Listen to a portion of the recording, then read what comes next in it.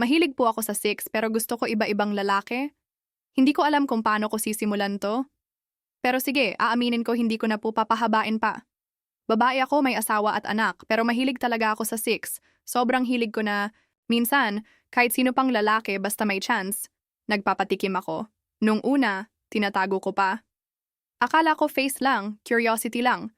Pero habang tumatagal, hinahanap-hanap ko talaga.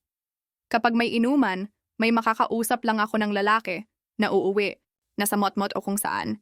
Kapag may nagsasend ng malalaswang chat, minsan hindi ko mapigilan at pumapayag ako makipagkita. Minsan kinakain ako ng konsensya pag uwi ko sa bahay. Nakikita ko ang asawa at anak ko at nagtataka ako kung anong klaseng babae ako. Pero sa totoo, lang hindi ko rin maitatanggi. Iba yung saya, yung thrill, at yung init na nararamdaman ko tuwing may bago. Siguro iisipin ng iba, malandi ako, walang respeto, basura, pero eto talaga ako. Hindi ko alam kung may mali sa akin, o baka sadyang, addict lang talaga ako sa pakiramdam ng 6. At sa ngayon, kahit alam kong mali, hindi ko pa rin kayang tigilan.